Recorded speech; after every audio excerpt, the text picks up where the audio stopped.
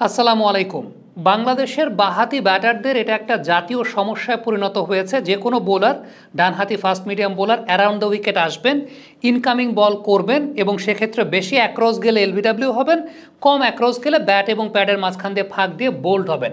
এটা একদম একটা কমন সমস্যা। অনফিল্ডের পর্দায় মনে হয় 50টা ভিডিও মোটামুটি হতে চলেছে এই পার্টিকুলার ব্যাপারটা নিয়ে, এবং সেটা শুধুমাত্র আজকের না। এই প্রবলেমটা 2022 সাল থেকে বাংলাদেশি বাঁহাতি ব্যাটাররা তারা একদম কমন ওয়েতে বজায় রেখেছেন। এবং এক্ষেত্রে একটা বিষয় আপনি ধরে নিতেই পারেন যে বাংলাদেশের এগেনস্টে যে টিম খেলে সেই টিমের অ্যানালিস্ট বলেন বা বোলারদের বলেন, একটা কমন প্ল্যানই থাকে যে বাঁহাতি ব্যাটারদের তারা এই কাজই করবেন। এবং আমরাও ধরে নেই যে প্রথম 4 জন ব্যাটসম্যান আসলে বোনাস, খেলা শুরু হয় তারপর থেকে ডানহাতিরা যখন ব্যাটিং করতে নামবেন তখন থেকে। সো আলটিমেটলি এটা একটা অনেক বড় মাথা ব্যথার কারণ। এবং এইভাবে আপনি ধরেন বোলিং দিয়ে অপোনেন্টকে খুব তাড়াতাড়ি অল আউট করে ফেললেও এইভাবে আপনি টেস্ট ম্যাচ আসলে কালে ভদ্রেই জিতবেন। এবং কালে ভদ্রে ওই ওপর থেকে সাদমান একটা 50 করবে, জাকির একটা 50 করবে বা শান্ত একটা 50 করবে, কখনো কখনো এভাবেই চলবে। কিন্তু কন্টিনিউয়াস বেসিসে আপনি যদি টেস্ট ম্যাচ জিততে চান, টপ 4 যদি রান করতে না পারে তাহলে আপনি টেস্ট ম্যাচ জিততে পারবেন না। এখন এই যে প্রবলেমটা বাংলাদেশের বাঁহাতি ব্যাটারদের, এটা নোটিস হচ্ছে না কেন? এখানে আসলে দুইটা প্রবলেম, এবং এই দুইটা প্রবলেমের ব্যাপারে বিপিএলের সময় আমির সোহেল তিনি একটা কথা বলেছিলেন যে আসলে বাংলাদেশের বাঁহাতি ব্যাটারদের এই কমন প্রবলেমের পেছনে আসলে দুইটা কারণ বিরাজ করে। প্রথম কারণটা হচ্ছে, খেয়াল করে দেখবেন যখন ব্যাটসম্যান খুব বেশি অ্যাক্রস শেপে যাচ্ছেন খেলার জন্য ওই সময়টাতে হচ্ছেন এলবিডব্লিউ। আবার যখন খুব সচেতনভাবে খুব বেশি অ্যাক্রস শেপে না, কম অ্যাক্রস শেপে যাচ্ছেন, তখন হচ্ছেন ব্যাট এবং প্যাডের মাঝখান দিয়ে বোল্ড। এটার পেছনে সবচেয়ে বড় কারণটা হচ্ছে দুটো ক্ষেত্রেই ব্যাটারদের হেড পজিশনটা ফল করে যাচ্ছে, মাথার অবস্থানটা ফল করে যাচ্ছে, বলের লাইনে মাথাটা থাকছে না। এটা হচ্ছে সবচেয়ে বড় প্রবলেমের জায়গা। এবং এর পেছনে সবচেয়ে বড় কারণটা হচ্ছে ব্যাটাররা প্রি ডিটারমাইন্ড ওয়েতে অফ সাইডে শট খেলতে চান, হয় মিড অফে খেলবেন না হয় কাভার ড্রাইভ করবেন। অন ড্রাইভ নামে যে একটা শট আছে পৃথিবীর বুকে, পৃথিবীর ইতিহাসে অন ড্রাইভ নামে যে একটা শট আছে, বাংলাদেশের ব্যাটাররা আসলে এটা জানেন না। কারণ একদম বেসিকটা যখন তৈরি হয় তখন অফ ড্রাইভ আর কাভার ড্রাইভ নিয়ে তৈরি হয়। এখন অন ড্রাইভ করার জন্য যে বিষয়টা সবচেয়ে উল্লেখযোগ্য সেটা হচ্ছে পেছনের পায়ের মুভমেন্টটা। পেছনের পায়ের মুভমেন্টটা খুবই গুরুত্বপূর্ণ, যেটা আপনার মাথার ব্যালেন্সটাকে বজায় রাখে। আপনি যদি শুধুমাত্র ফ্রন্ট ফুটের উপরেই ব্যালেন্সটাকে রাখতে চান বা ফ্রন্ট ফুটের উপরেই ওয়েটটাকে রাখেন, হেড পজিশন ফল করবে। আপনি যদি ব্যাকফুটকে না সরান বা ব্যাকফুটকে আপনি ঠিকঠাক মতো ইউজ না করেন, আপনার মাথার পজিশনের ব্যালেন্স তো আসবে না। আমি এই পার্টিকুলার ইনিংসে মুমিনুল হক সৌরভ এবং খুব সম্ভবত জাকির হাসান, আমি দুজনের ক্ষেত্রে যদি আপনাদেরকে দেখাই, খেয়াল করে দেখবেন ব্যাকফুট একদম স্টিফ, ব্যাকফুটের কোনো নড়াচড়া নাই। অ্যাক্রস তারা খুব বেশি যান নাই, অ্যাক্রস তারা কমই গেছেন, কিন্তু ওই যে প্রি ডিটারমাইন্ড ওয়েতে তারা হেড পজিশনটা ফল করে ফেলেছেন। কেন? কারণ ফ্রন্ট ফুটের উপরই শুধুমাত্র তারা ওয়েটটাকে রেখেছেন, ব্যাক ফুটে ওয়েটটাকে ট্রান্সফার করেন নাই।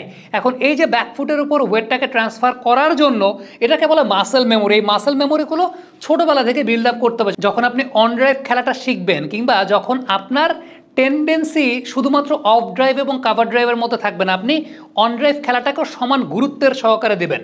আমরা যদি অ্যালিস্টার কুককে একটু এক্সাম্পল হিসেবে দেখতে চাই, আসলে বেস্ট যারা তাদেরকে তো এক্সাম্পল হিসেবে দেখবো, তাদের কাছ থেকে তো শিখতে হবে, তাই না? ইভেন কুমার সাঙ্গাকারার কথা বলেন, অ্যালিস্টার কুক, গ্রেম স্মিথ, এই ব্যাটারদের একটা বিষয় উল্লেখযোগ্য ছিল, সেটা হচ্ছে পেছনের পায়ের ব্যবহারটা। পেছনের পায়ের ওয়েট ট্রান্সফারটা তাদের খুব স্মুথ হতো এবং হেড পজিশন ফল করতো না। একটু খেয়াল করে দেখেন অ্যালিস্টার কুকের কয়েকটা অন ড্রাইভ আমি আপনাদেরকে দেখাতে চাই। প্রথম যে বিষয়টা নোটিসেবল সেটা হচ্ছে ব্যাট এবং বলের যখন কানেক্টিং পয়েন্টটা, সে সময়টায় হেড পজিশন কিন্তু ফল করছে না, head position towards the ball, অর্থাৎ বলটাকে লাস্ট মোমেন্টে দেখছেন। এবং শটটা খেলার মধ্যে আপনি খেয়াল করে দেখবেন ব্যাক লেগের নাড়াচাড়াটা, পেছনের পায়ের নাড়াচাড়াটা, এবং শটটা খেলছেন আর পেছনের পায়ের উপরে ওয়েটটাকে ট্রান্সফার করছেন। যে সমস্ত শট অ্যালিস্টার কুক বেশি অ্যাক্রস গেছেন, বেশি অ্যাক্রস যাওয়ার পরও খেয়াল করে দেখেন হেড পজিশন কিন্তু ফল করে নাই। যে সময়টাতে ব্যাট বলের কানেক্টিং পয়েন্ট আসছে, হেড পজিশনটা ফল করছে না, কারণ পেছনের পায়ের নাড়াচাড়াটা তখন থেকে আছে এবং তারপর ওয়েট ট্রান্সফারটা করছেন পেছনের পায়ের দিকে। So this is the thing. Amir Sohail BPL এর সময় এই ব্যাপারটাতে মন্তব্য করেছিলেন যে বাংলাদেশের বাঁহাতি ব্যাটারদের একটা কমন প্রবলেমের জায়গা পেছনের পায়ের নাড়াচাড়াটা থাকে না। পার্টিকুলারলি যখন তারা অন ড্রাইভ খেলবেন, পেছনের পায়ের উপর যে আপনার ওয়েটটাকে ট্রান্সফার করতে হবে, সেই ওয়েট ট্রান্সফারের জায়গাটা বাংলাদেশি ব্যাটারদের হয় না। একটু কম্পেয়ার করে দেখাই, একটু অ্যালিস্টার কুকের সঙ্গে কম্পেয়ার করে দেখাই। খেয়াল করে দেখবেন কানেক্টিং পয়েন্টের সময়টাতে বাংলাদেশি ব্যাটারদের হেড পজিশন ম্যাক্সিমাম ক্ষেত্রেই ফল করে যাচ্ছে। অ্যাক্রস হয়তো বা দুজনেই যাচ্ছেন, কিন্তু হেড পজিশন ফল করে যাচ্ছে। হেড পজিশন ফল করার পেছনে কারণটা হচ্ছে আপনি ওয়েট শুধুমাত্র সামনের পায়ের উপরই রাখছেন, সামনের পায়ের উপরই ওয়েট ট্রান্সফার করছেন এবং পেছনের পায়ের কোনো মুভমেন্টই থাকছে না, পেছনের পাটা স্টিফ। অ্যালিস্টার কুকের রোটেশনটা খেয়াল করে দেখেন, তিনি যখন রোটেট করছেন বডিটাকে অন ড্রাইভ করার জন্য, সেই সময়টাতে পেছনের পাটা তখন কিন্তু it comes into play. This is the most important thing, যেটা 99% বাংলাদেশি বাঁহাতি ব্যাটারদের এই কমন প্রবলেমের সঙ্গে একদম জর্জরিত। কারণটা হচ্ছে যেটা তারা করেন, একদম সামনের পায়ের উপরেই বেসটাকে রাখেন, এই যে গ্যাপটা তৈরি হয়, কিংবা কখনো কখনো যেটা দেখা যায় যে সামনের পায়ের বেশি অ্যাক্রস শেপে যাচ্ছেন, পেছনের পাটাকে ব্যবহার করেন না, তখন ভেতরের দিকে ঢুকে যায়, আপনি তখন এলবিডব্লিউ হচ্ছেন, কারণ হেড পজিশনটা ফল করে যাচ্ছে। ছোটদের সাথে আনন্দের সুযোগ, বড়রাও করে উপভোগ। Multi chips, super crunchy, super fun. এখানে খুব সিম্পল একটা ব্যাপার, যদি আপনি আমার এই জায়গা থেকে দেখেন, আপনি যখন খেলতে যাচ্ছেন আপনি অ্যাক্রস যাচ্ছেন, বাট অ্যাক্রস যাওয়ার সঙ্গে সঙ্গে আপনার যদি পেছনের পাটা এই জায়গাটায় কামস ইন টু প্লে, তখন আপনার অন ড্রাইভটা আপনি খুব ভালো মতো করতে পারবেন এবং আপনার বলের উপর চড়াও হতে পারবেন। কিন্তু আপনার ক্ষেত্রে ব্যাপারটা যদি এরকম হয় যে আপনি ব্যাটিং করছেন, আপনি শুধু অ্যাক্রসেই যাচ্ছেন, এই যে একটা ব্যাট প্যাডের মাঝখানে ফাঁকও তৈরি হচ্ছে, সেই সঙ্গে বেশি অ্যাক্রস গেলে আপনি তখন একটা ব্লাইন্ড স্পট ক্রিয়েট করে ফেলছেন।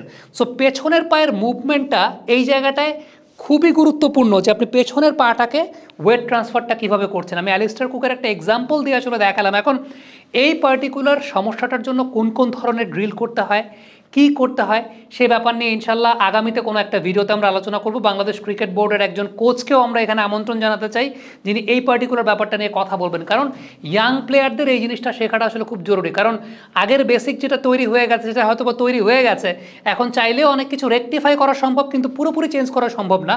কিন্তু আগামীতে যাতে ক্রিকেটাররা যারা হয়তো বা নতুন এজ লেভেল খেলছেন, আন্ডার 14, 16, 18 লেভেলে আছেন, তারা কিভাবে এটাকে পরিবর্তন করতে পারেন, কী ধরনের ড্রিল করতে পারেন এই অন ড্রাইভ করার জন্য, সেই ব্যাপারে আমরা আলোচনা করার চেষ্টা করব। Thank you very much. Comment বক্সে আপনাদের মন্তব্য জানতে চাই।